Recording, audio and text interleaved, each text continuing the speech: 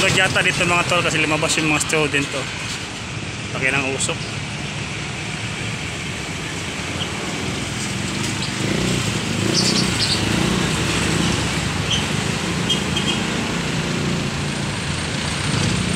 Yung mga anak mo ya.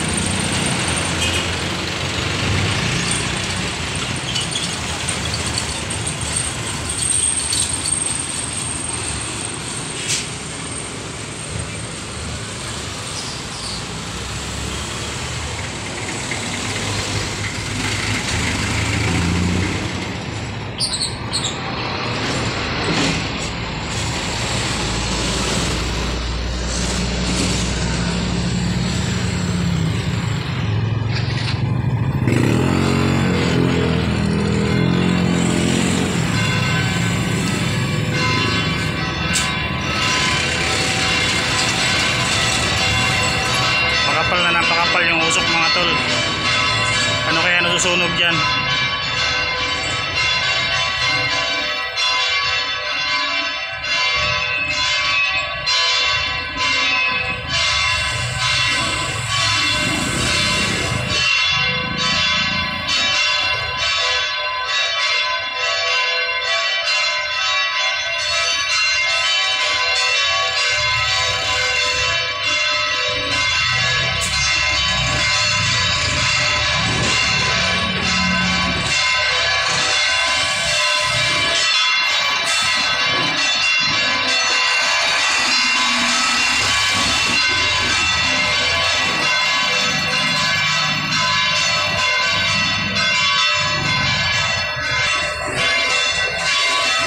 Sunog daw talaga mga tol.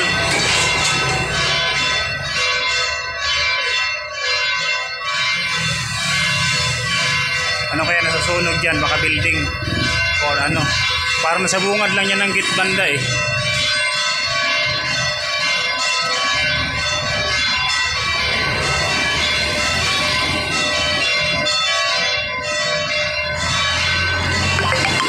Masyado kasi mainit yung panahon mga tol, kaya siguro nagkakasunog.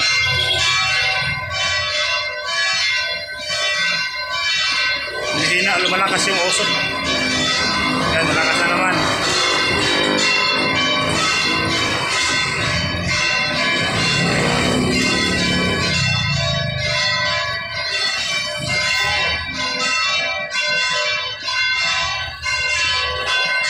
Isilabasan yung ibang estudyante oh. Sinundo yung mga anak.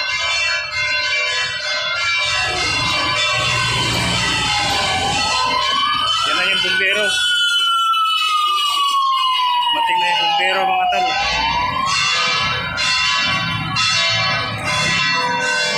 Magmarites muna tayo mga tol. Yan na bumbero, hindi na makapasok sa school.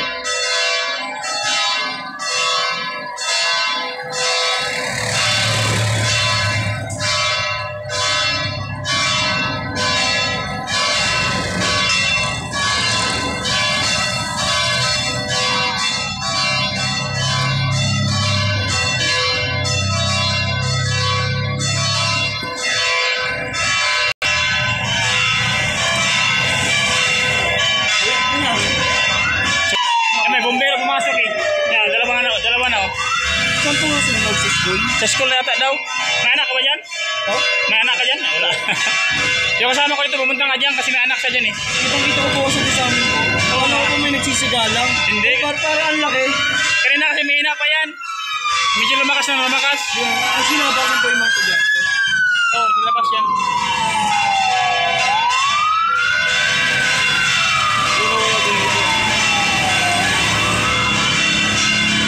Pangatlong ano na mga tol, fire truck.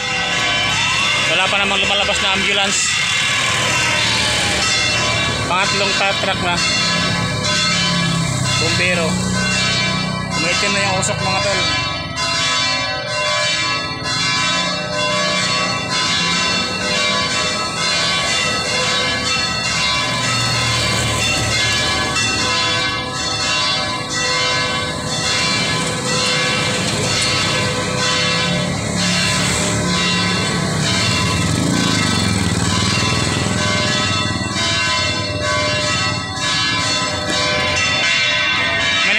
siguro.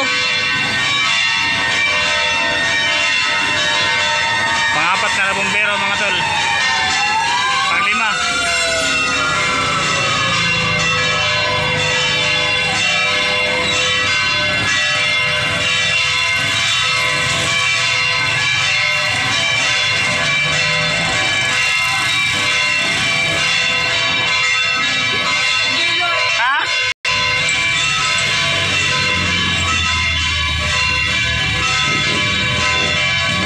Palakas ng usok eh.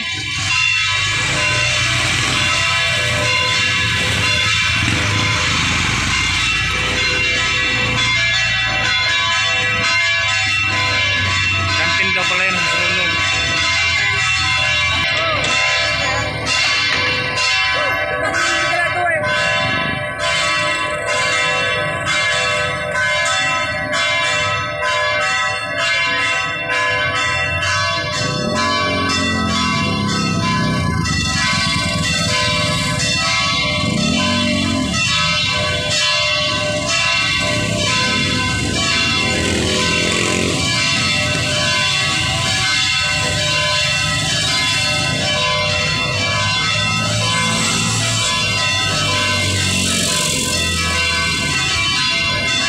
Nung dumating yung bumbero, palakas na palakas yung usok eh.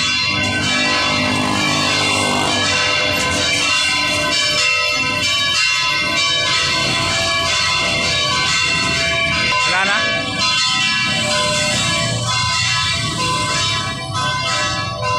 Di ba nausok eh? Puti na ano? Ha? Puti na. Hindi na masyadong maitim. Pero mas lumakas yan nung dumating yung bumbero eh. Ganin na kasi hindi masyadong ganyan. Mahina lang. Maitim na naman oh. Ano eh?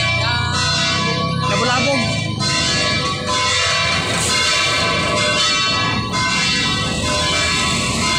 May halo itim at saka puti yung ano usok.